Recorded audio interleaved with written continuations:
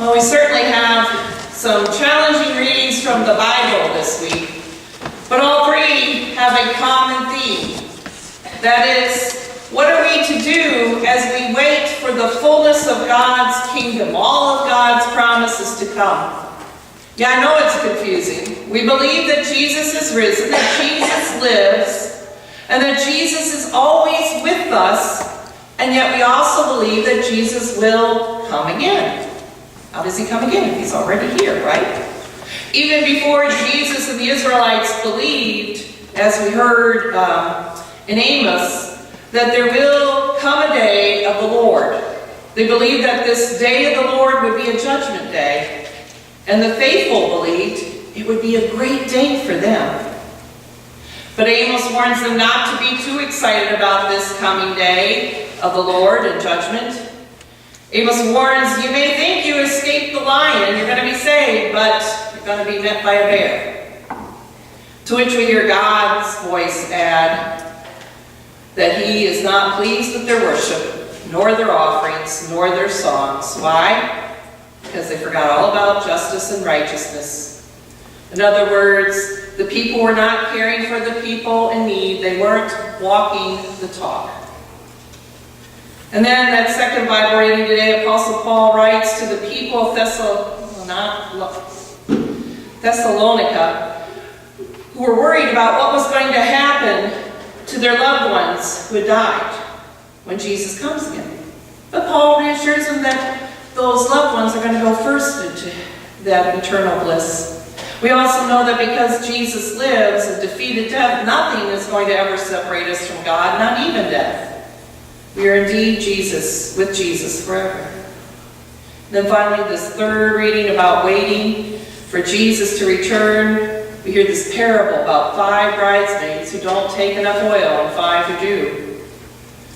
And the 5 who take enough don't share. And so the 5 who go out to get more come back and are excluded from the party. And Jesus warns his followers that we need to stay alert because we do not know the day when the Lord will come and judgment will come. I want you to notice that all 10 bridesmaids took lamps with oil in them already. All 10 waited and did not give up hope for the groom to come. And all 10 fell asleep. It wasn't just the 5 foolish ones. All 10 fell asleep. The only difference is that 5 did not bring extra oil. So what does this extra oil represent and mean? We live in a time of already not yet. We already have Jesus in our lives, and Jesus already died and rose again, conquering death, opening the gates to eternal life. We already have insight to God's will for us and the world. But we also know that God's desires and promises aren't fully here yet. That already not yet. We don't even need the news to tell us this. We know this just from the little incidents in our own daily lives. For now, we live in a time of challenged waiting. And all 3 of these Bible verse readings today are about this time of waiting. This already not yet. Waiting for the last tear to be dried. Yes, sometimes waiting can be exciting, like waiting for Christmas or a vacation or a friend to come for a visit. But more often, waiting can be full of anxiety, fear of the unknown, worry, impatience, or discouragement, such as waiting for grief to lessen, waiting for lab results, waiting for someone serving in the military to return home, waiting for the next mass shooting, waiting for the bickering and division in our government to calm down. Yes, we live in a time of challenged waiting. What are we to do while we wait? Will we have enough oil in our lamps? All week, I have fretted about preaching today. Monday and Tuesday, I was fully prepared to preach like Amos and the other prophets in the Bible, speaking truth to a world and a country that has frankly lost its mind. I've struggled with the urge to name our national sin. We worship guns. Guns are a bigger false idol than money ever has been. So much so that no one dared to do what I'm doing right now and mention rational, sane gun control, because if you dare, you're automatically labeled unpatriotic or worse. That's a sign that there's something really wrong and broken. We can't even discuss it. It's a sign that guns rule our lives as a false god. Now, listen carefully here. We're talking assault weapons, automatic assault weapons, not the guns you need to go out deer hunting or just regular shooting. I love venison. And I'm going to use this moment right now to say, if anyone wants to give Pastor a present of venison, I'd gladly accept it. Guns are cool when it comes to getting venison and deer off the roads. But there's more to it. Lord knows we should be able to gather in church on Sunday morning and feel safe, especially in a small rural town in which everyone knows everyone and looks out for everyone. And as we learned last Sunday, this is not true. Yes, this most definitely is a time of troubled waiting. As we wait, we struggle with speaking out as prophets of old to proclaim God's will for our lives, and at the same time to speak of Jesus' love and forgiveness, a voice of compassionate pastoral care. What does the oil for the bridesmaid lamps represent, and do we have enough? Before last Sunday, yet another mass shooting in a church. Yes, another, because it was just back in September where there was one in Tennessee where one was killed and 7 were injured during Sunday morning worship. And there were others. I wanted to mark this Sunday as a day to reflect on how worship and giving to God is both our duty and our joy.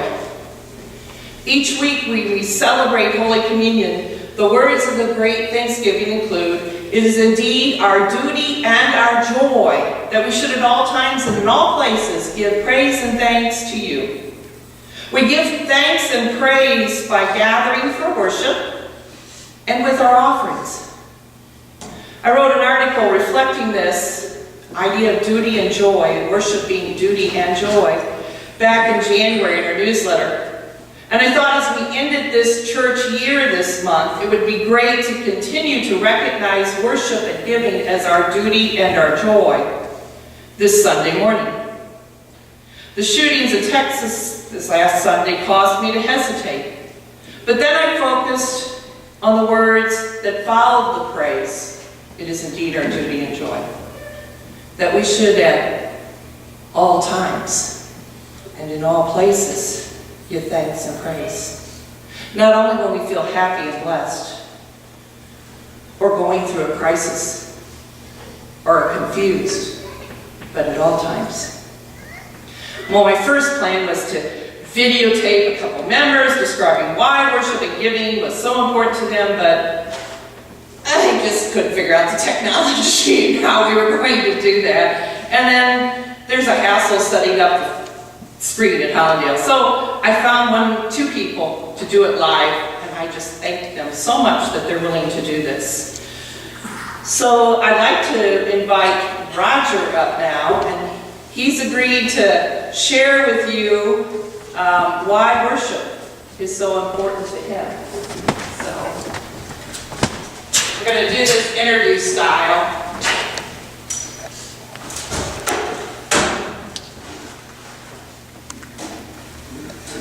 Well, I think everyone here knows you, but just in case, they don't realize, how long have you been worshiping here at this church? Since 1964, when I married Michelle. I was a member of this church. I was previously a member of Perry Lutheran and Daily. Okay, so how long have you been worshiping and going to church? All my life. All your life? Off and on. Off and on, huh? So why is worship important to you? I think, first of all, let me say, I thought this was going to be an interview in front of a camera, not in front of a bunch of people.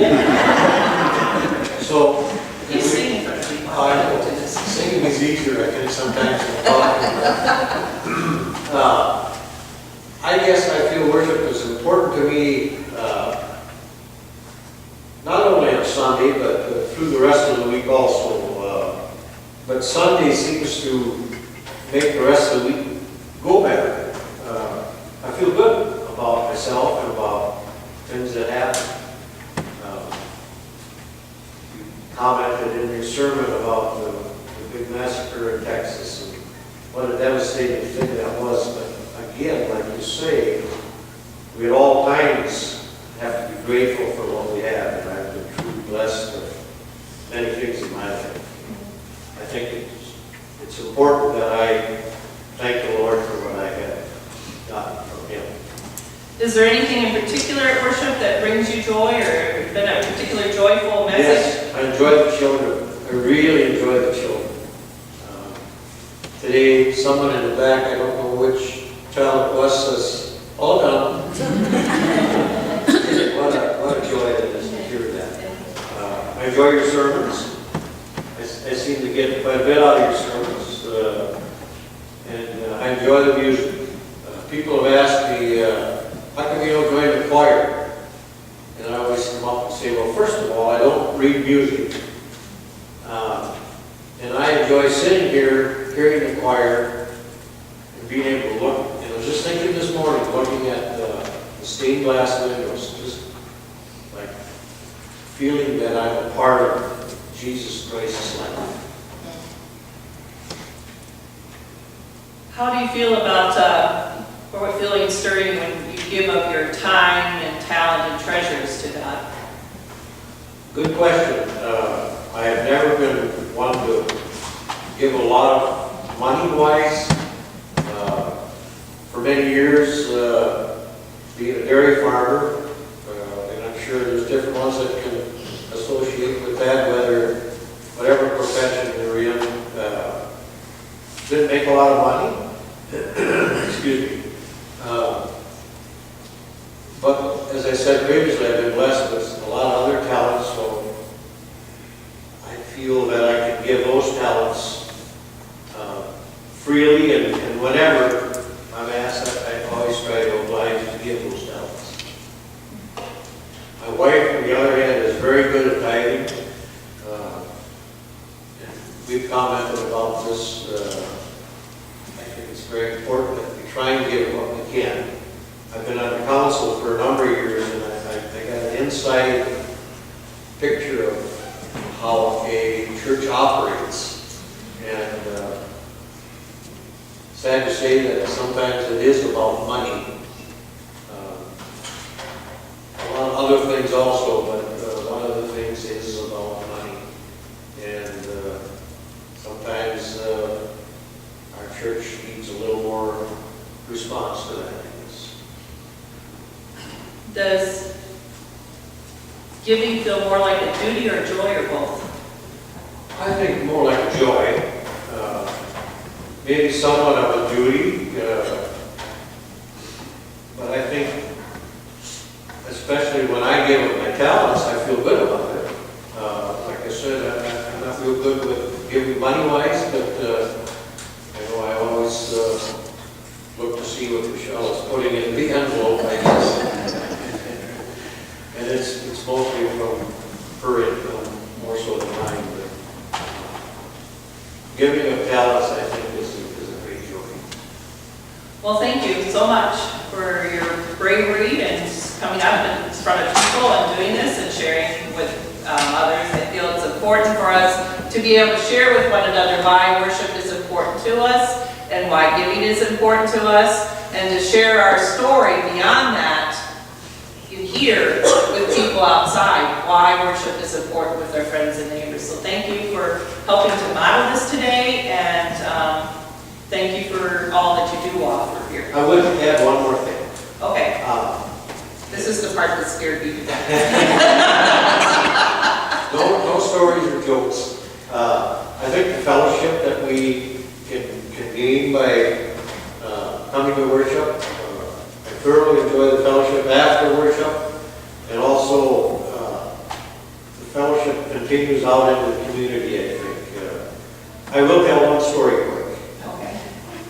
I have a friend, that he and I have talked different times about going to worship, and I said, come on over to the Lutheran church. No, he says, you Lutherans spend way too much time asking for forgiveness. Well, he meant it, I think, kind of jokingly, but I guess we do spend a lot of time asking for forgiveness, and I think we do need. I'm very happy with our church. When I say our church, it's not the building, it's the church of life. I say that we say it enough too, that we can remember that we received that forgiveness too. Yeah. Amen. Thank you.